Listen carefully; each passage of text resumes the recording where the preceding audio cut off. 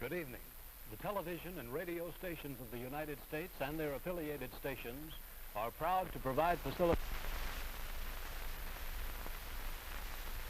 Nixon. In the election of 1860, Abraham Lincoln said the question was whether this nation could exist half slave or half free. In the election of 1960, and with the world around us, the question is whether the world will exist half slave or half free, whether it will move in the direction of freedom, in the direction of the road that we are taking, or whether it will move in the direction of slavery. I think it will depend in great measure upon what we do here in the United States, on the kind of society that we build, on the kind of strength that we maintain. We discussed tonight domestic issues, but I would not want that to be any implication to be given that this does not involve directly our struggle with Mr. Khrushchev for survival. Mr. Khrushchev is in New York, and he maintains the communist offensive throughout the world because of the productive power of the Soviet Union itself. The Chinese communists have always had a large population, but they are important and dangerous now because they are mounting a major effort within their own country. The kind of country we have here, the kind of society we have, the kind of strength we build in the United States will be the defense of freedom. If we do well here, if we meet our obligations, if we're moving ahead, then I think freedom will be secure around the world. If we fail, then freedom fails. Therefore, I think the question before the American people is, are we doing as much as we can do? Are we as strong as we should be? Are we as strong as we must be if we're going to maintain our independence? And if we're going to maintain and hold out the hand of friendship to those who look to us for assistance, to those who look to us for survival? I should make it very clear that I do not think we're doing enough, that I am not satisfied as an American with the progress that we are making. This is a great country, but I think it could be a greater country. And this is a powerful country, but I think it could be a more powerful country. I'm not satisfied to have 50% of our steel mill capacity unused. I'm not satisfied when the United States had last year the lowest rate of economic growth of any major industrialized society in the world, because economic growth means strength and vitality. It means we're able to sustain our defenses. It means we're able to meet our commitments abroad. I'm not satisfied when we have over $9 billion worth of food, some of it rotting, even though there is a hungry world, and even though 4 million Americans wait every month for a food package from the government, which averages 5 cents a day per individual. I saw cases in West Virginia, here in the United States, where children took home part of their school lunch in order to feed their families, because I don't think we're meeting our obligation towards these Americans. I'm not satisfied when the Soviet Union is turning out twice as many scientists and engineers as we are. I'm not satisfied when many of our teachers are inadequately paid, or when our children go to school part-time shifts. I think we should have an educational system second to none. I'm not satisfied when I see men like Jimmy Hoffa in charge of the largest union in the United States, still free. I'm not satisfied when we are failing to develop the natural resources of the United States to the fullest. Here in the United States, which developed the Tennessee Valley and which built the Grand Coulee and the other dams in the northwest United States, at the present rate of hydropower production, and that is the hallmark of an industrialized society, the Soviet Union by 1975 will be producing more power than we are. These are all the things, I think, in this country that can make our society strong or can mean that it stands still. I'm not satisfied until every American enjoys his full constitutional rights. If a Negro baby is born, and this is true also of Puerto Ricans and Mexicans in some of our cities, he has about 1/2 as much chance to get through high school as a white baby. He has 1/3 as much chance to get through college as a white student. He has about 1/3 as much chance to be a professional man, about 1/2 as much chance to own a house. He has about 4 times as much chance that he'll be out of work in his life as the white baby. I think we can do better. I don't want the talents of any American to go to waste. I know that there are those who say that we want to turn everything over to the government. I don't at all. I want the individuals to meet their responsibility. And I want the states to meet their responsibility. but I think there is also a national responsibility. The argument has been used against every piece of social legislation in the last 25 years. The people of the United States individually could not have developed the Tennessee Valley. Collectively, they could have. A cotton farmer in Georgia, or a peanut farmer, or a dairy farmer in Wisconsin or Minnesota, he cannot protect himself against the forces of supply and demand in the marketplace, but working together in effective governmental programs, he can do so. 17 million Americans who live over 65 on an average Social Security check of about $78 a month. They're not able to sustain themselves individually, but they can sustain themselves through the Social Security system. I don't believe in big government, but I believe in effective governmental action. And I think that's the only way that the United States is going to maintain its freedom. It's the only way that we're going to move ahead. I think we can do a better job. I think we're going to have to do a better job if we are going to meet the responsibilities which time and events have placed upon us. We cannot turn the job over to anyone else. If the United States fails, then the whole cause of freedom fails. And I think it depends in great measure on what we do here in this country. The reason Franklin Roosevelt was a good neighbor in Latin America was because he was a good neighbor in the United States. Because they felt that the American society was moving again. I want us to recapture that image.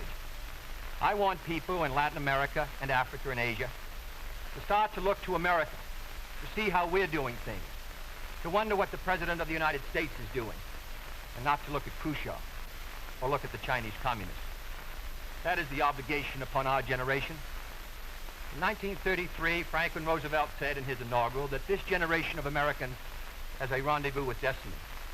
I think our generation of Americans has the same rendezvous. The question now is, can freedom be maintained under the most severe attack it has ever known? I think it can be. And I think in the final analysis, it depends upon what we do here. I think it's time America started moving again. And now the opening statement by Vice President Richard M. Nixon. Smith, Senator Kennedy.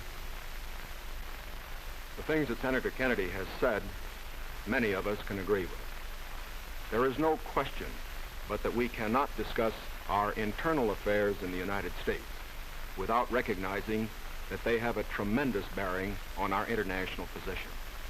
There is no question but that this nation cannot stand still because we are in a deadly competition. A competition not only with the men in the Kremlin, but the men in Peking. We're ahead in this competition, as Senator Kennedy, I think, has implied. But when you're in a race, the only way to stay ahead is to move ahead. And I subscribe completely to the spirit that Senator Kennedy has expressed tonight, the spirit that the United States should move ahead. Where then do we disagree? I think we disagree on the implication of his remarks tonight and on the statements that he has made on many occasions during his campaign to the effect that the United States has been standing still. We heard that later. Looking then to this problem of how the United States should move ahead and where the United States is moving, I think it is well that we take the advice of a very famous campaigner. Let's look at the record. Is the United States standing still? Is it true that this administration, as Senator Kennedy has charged, has been an administration of retreat, of defeat, of stagnation?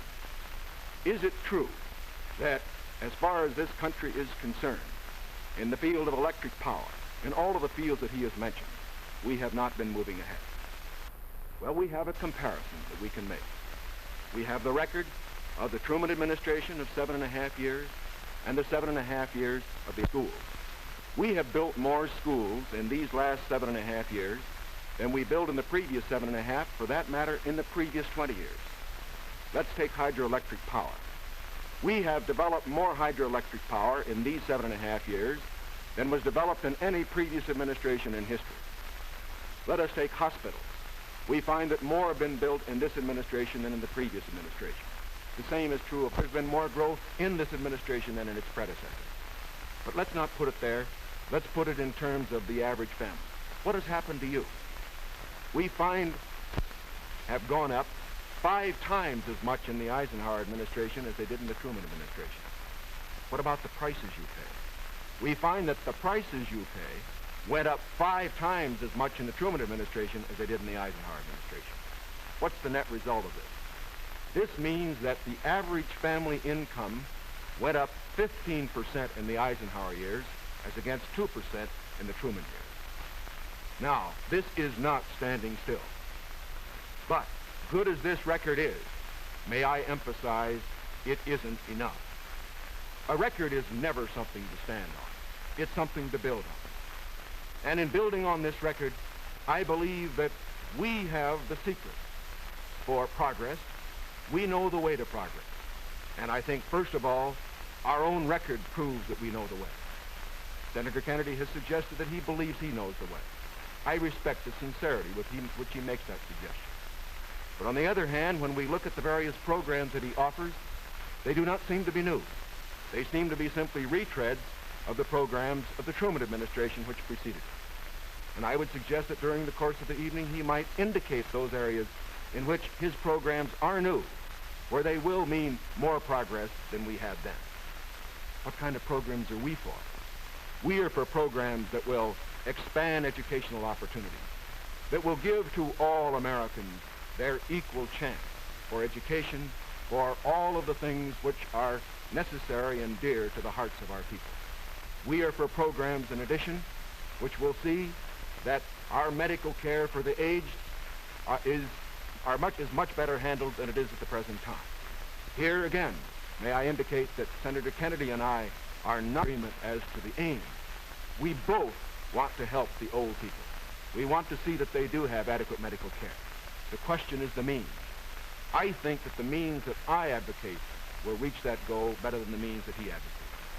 I could give better examples, but for whatever it is, whether it's in the field of housing, or health, or medical care, or schools, or the development of electric power, we have programs which we believe will move America, move her forward and build on the wonderful record that we have made over these past 7.5 years.